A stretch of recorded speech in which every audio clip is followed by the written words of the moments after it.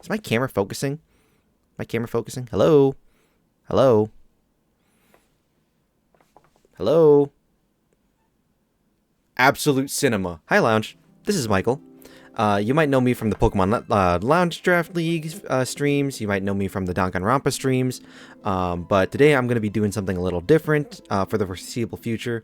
Also, you might notice that I kind of stutter, and that's because I'm doing minimal takes because it's been a long enough wait as is to do this video. So I'm just going to try to get it out there.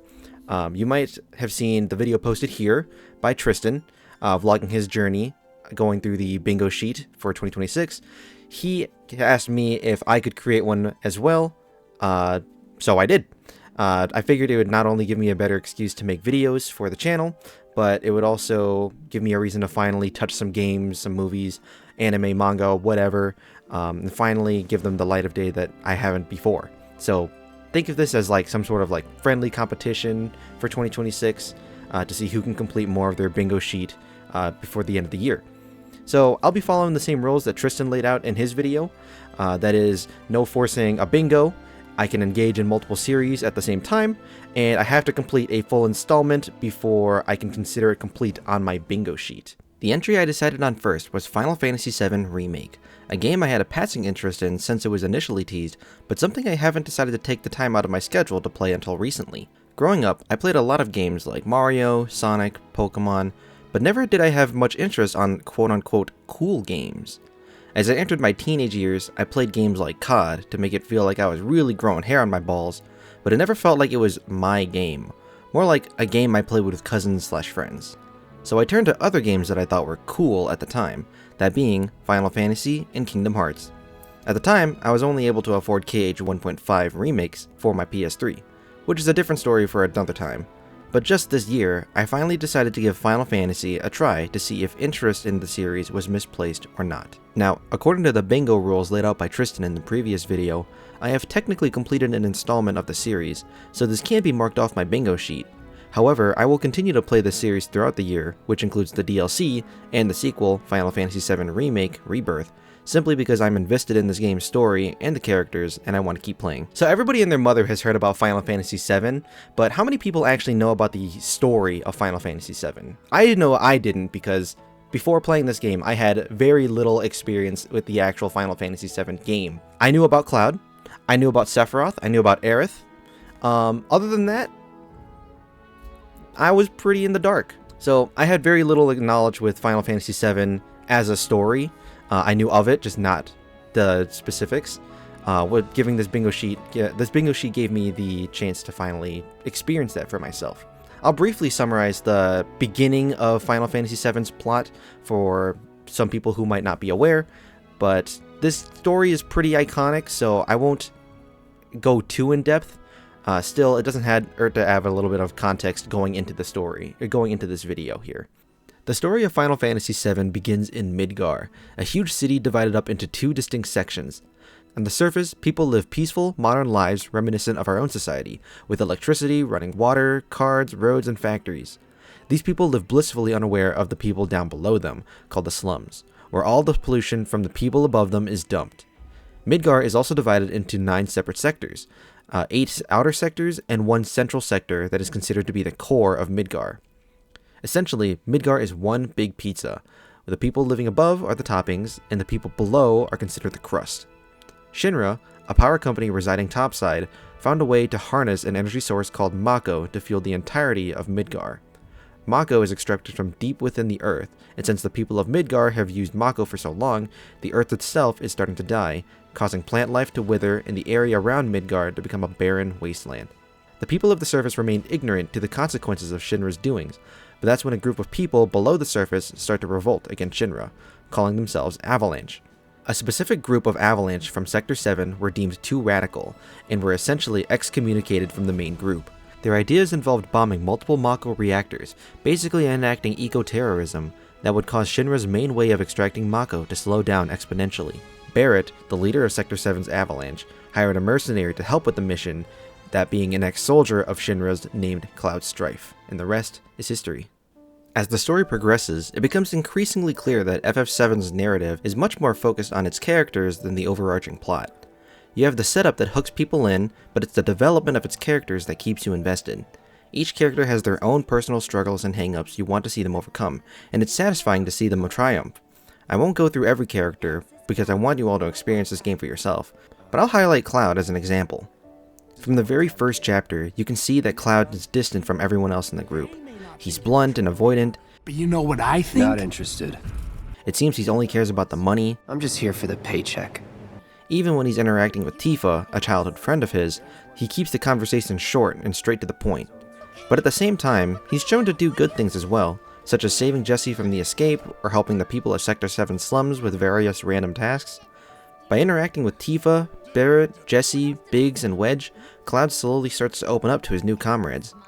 When he meets Aerith, he once again retreats into his shell and tries to keep his distance from her, but through journeying with her throughout the Sector 5 slums, and later throughout Wall Market, he starts to form a genuine connection with her. When she gets captured by Shinra, he makes a personal vow to save her, something the old Cloud would never have even considered getting involved with. And it's these small moments of character development you get to experience with the other characters as well that kept me glued to my screen the whole way. The biggest elephant in the room when talking about this game's plot, however, has to do with the Whispers, is what the game calls them, but I like to call them Dementors because that's exactly what they are. Expecto Patronum! The game explains that they exist to correct destiny and to ensure the flow of events stays on track. They appear during times when they sense events stray too far from fate's intended path. Essentially, it's the reason why certain events can't happen in order to more closely follow the original FF7 plot. In my opinion, I don't like the inclusion of these things because it feels too meta, as in, it breaks my immersion whenever I see them on screen because it feels like the universe is trying too hard to emulate the original FF7 story, instead of events just happening differently and resulting in a slightly different story. To me, it felt like the writers were trying to justify why they wanted to make certain changes while keeping other parts of the story intact, and knowing that, I felt it could have been handled differently or removed entirely since they don't exist to better serve the narrative or its characters. It's just a roundabout way of justifying why certain things can or cannot happen. With my personal gripes and opinions of the story out of the way, let's talk about the actual gameplay. The combat takes heavy inspiration from action RPGs like Final Fantasy XV and Kingdom Hearts, and blends it with the tactical turn-based system of OG FF7. At any point, you can press the A button on Xbox controller to initiate tactical mode. In tactical mode, time slows down, allowing you to select abilities, spells, items, or summons at your leisure. This can come in handy during your first playthrough, allowing you to slow down and think about which action is the best for a specific scenario. You can also select the actions of your other party members in tactical mode as well. While initially you can only play as Cloud, you're soon given access to Barrett and Tifa, and later Aerith, all with their own unique movesets, weapons, and abilities. For example, with the press of the Y button, Cloud can enter the Punisher stance, which is great for bosses with the drawback of having reduced mobility, and if you successfully guard an opponent's attack, he will auto-parry and leave them open to quickly build up Stagger. Stagger is a status that can be inflicted by damaging an enemy with their weakness. Once the orange bar below their health is full, the enemy becomes staggered, leaving them open and vulnerable to take more damage until the bar is fully depleted. It becomes incredibly important to find out the enemy's weakness, build up their stagger, and then use your entire party to wail on them, dealing insane damage. Throughout various points in the game, Cloud and his party will gain access to new weapons that come with better stats and materia slots.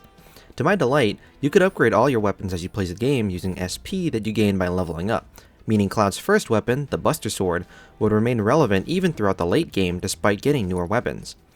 It's still encouraged to use the new weapons, since in this game, weapons allow characters to use a unique ability in combat, and after achieving 100% proficiency with a particular weapon, you will permanently learn that said ability. Throughout my playthrough, I used the Iron Blade when it was first unlocked, then switched to the Hard Edge for its sheer attack power that made mincemeat of the arena enemies during Chapter 9, then switched back to the Buster Sword as my main weapon for the late game. I ended up not using the Nailbat, Mithril Sword, or the Twin Stinger too much during my playthrough, either because I didn't like their stats or their design. I did like the materia slots in the Twin Stinger though, and how it was more balanced than the Mithril Sword, but I wasn't a huge fan of the design, and so when I gained proficiency with the counterstance ability, I swapped back to the Buster Sword, and it made the final boss feel much more impactful since the Buster Sword is, just that iconic of a weapon for Cloud. For the other characters, Tifa, Barrett, and Aerith, I wasn't as mindful as their abilities and skills as Cloud, but I still tried to unlock their skills if I remembered. I did not like Barrett's last few weapons, the Steel Pincers and the Wrecking Ball. While powerful, they took away the one thing that made Barrett unique, his range, it made him a slow, clunky juggernaut that could probably work in some instances in bosses, but in most circumstances, I vastly preferred the other ranged weapons of his, and much like Cloud, I switched back to his default weapon for the endgame since I like the looks, stats, and materia slots. The materia system in FF7 Remake gives combat another layer of depth in a seemingly simple game. It's how you use magic spells like fire and thunder, but as more materia is unlocked, you start to realize the true potential of materia. Since you can equip any materia on any character, you gain the flexibility to customize your party in any way you like. Green materia allows you to use spells, either offensive or support based, to give you an edge in combat. Purple materia allows access to auto abilities such as auto heal, or to increase a character's attributes such as HP or MP up. Yellow materia gives you extra commands to use in battle, such as steel or chakra.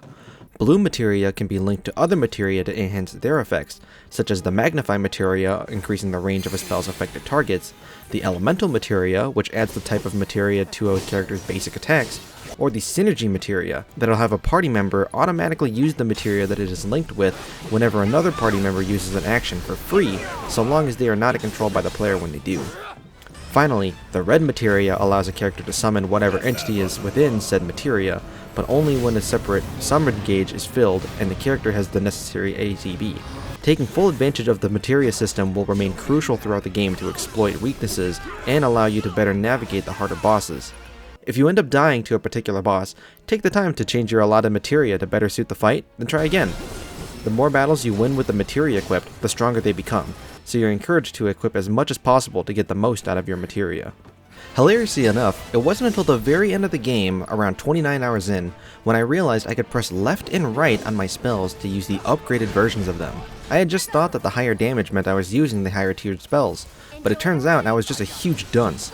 It wasn't a huge deal since I learned that the higher tier spells take much longer to cast, and if you're hit during that time, you lose the MP and the spell is cancelled. I got a lot of use out of the basic elemental materia, fire, thunder, ice, and wind, throughout the game for reliable magic damage, and though sometimes I wish that the blizzard spell wouldn't take so long to explode. Otherwise, I used Cure a whole lot, and throughout the endgame, I made use of it in conjunction with the Magnify materia for decent team-wide healing. Other materia I made use of were Deadly Dodge and Parry on Tifa, Haste, and a little bit of Bio, the Synergy materia, and the Elemental materia. I did not use the Barrier, Cleansing, Binding, or Subversion materia that much, since I felt their effects in the battle weren't as impactful as just an offensive spell that could inflict weakness and build up stagger. I do recognize though that on hard mode, where items aren't allowed, these spells are probably a lot more useful, just I didn't feel like they were as impactful for a normal playthrough if I could just use an item to get rid of poison, something like that. After taking enough damage, characters will fill up their limit gauge, allowing them to unleash their limit breaks that can quickly turn the tides of battle. Cloud can use Cross Slash and Tifa uses Somersault, both being very strong attacks that can either kill most enemies or heavily increase stagger. Barrett's is called Fire in the Hole. It takes a while to charge, but is a very powerful ranged attack. Aerith uses Healing Wind, which is a team-wide heal. While it is a comeback mechanic, these skills can be used to either create openings or used to top off a fight if you can manage to save them while the enemy is staggered. Needless to say, that was my experience with Final Fantasy VII Remake. Like I said, I had a huge interest in this game since when I was a teenager, and now I finally got to actually play it. So I'm really excited. I had a lot of fun with this entry. As for what's next on my 2026 bingo sheet, I mean, I've been playing Danganronpa. You've seen the streams probably. Go watch those if you haven't. Sorry for the bad voice acting, but I've been having a lot of fun with those. You'll probably see another entry being tackled first though, since Danganronpa is kind of a long game and sometimes I don't always feel up to streaming it. So probably something between then and now, between that, for another entry on my bingo sheet. But otherwise, that was it for me. Final Fantasy VII was a huge success. I love this game. I'll catch you guys later. See you later.